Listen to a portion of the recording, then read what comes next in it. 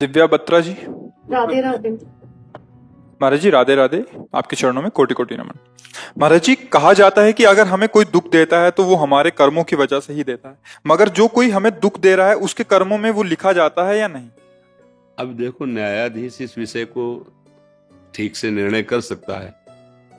भगवान की गति को सिर्फ भगवान ही जानते हैं, न्यायाधीश जानते हैं। अपने तो अनुमान लगा सकते हैं, उसके लिए कोई प्रमाण थोड़ी सिद्ध कर सकता है। अब वो प्रेरित हुआ, अभी बिल्कुल ठीक चला रहा था, एकदम प्रेरित हुआ कर्म से, और उसकी दृष्टि आप पे पड़ी, माइंड एकदम खत्म, कंट्रोल खत्म, अब काल के वशीभूत हो गया और वो आपके साथ व्यवहार कर बैठा। उसे सच्चाई से ना पहले संकल्प था और ना बाद में उसको कोई कि मुझे ऐसा, वो एक कर्म का आवेश आया, उसे करा। ये तो हुआ उसके पूर्व का कर्म। अब किसी राग द्वेष की वृत्ति से लिया, अंदर द्वेष बढ़ता चला गया और उसको उस पापाचरण का, किसी पापाचरण का दंड मृत्यु जनित दुख भोगना है, और वो राग द्वेष जनित से युक्त हो गया। राग द्वेष से युक्त होकर संकल्प करके उस पर प्रहार कर रहा है, उसका तो पाप कर्म मुक्त हुआ, उसका नया पाप बन गया। अचानक कोई घटना घट जाती है, हम बिल्कुल नहीं चाहते हैं, वो होता है उसका कर्म, उसके कर्म का फल।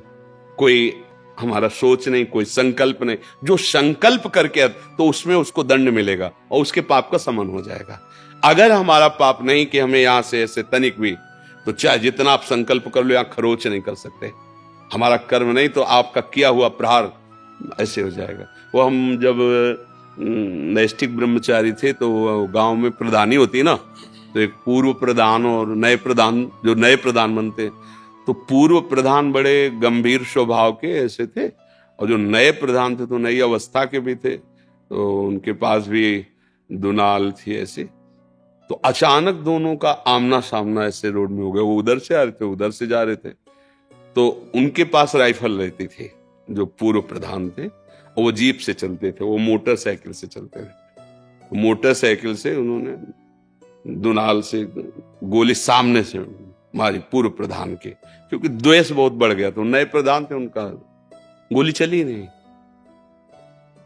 फिर उन्होंने दोबारा जेल भरी, तेले को जीप से उतर के गए और कहने लगे, देखो प्रधान जी, तुम्हारी दुनाल है, हमारी राइफल, हमें पता है मिक्स होगी नहीं, और हम कुछ नहीं करेंगे, आप आराम से प्रधान, द्वेष मत माने, आप लड़ाई झगड़ा मत, आप जाओ। और उनके साथ कई आदमी थे, किसी ने कोई हरकत नहीं की।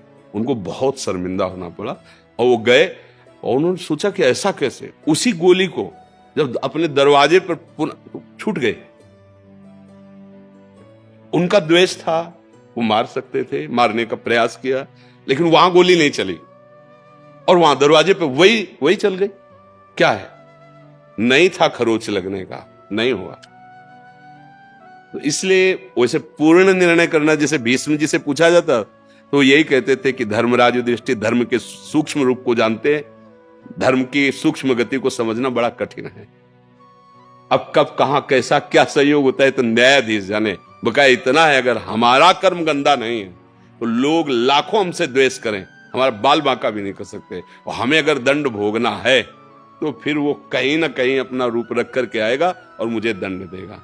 अब उसका क्या विधान बनता है, वो संकल्प है या द्वेष है या पूर्व प्रेरित है, वो अंदर की बात तो भगवान ही जानते हैं ना, अपने तो बाहरी चेष्टा देखते हैं। इसे सही निर्णय तो न्यायाधीश भगवान ही जानते हैं। इसीलिए वशिष्ठ जी महाराज जैसे परम ज्ञानी, सुनो भरत भावी प्रबल, बिलख कहो मुनिनाथ, हानि लाभ जीवन मरण जस अपजस विधि।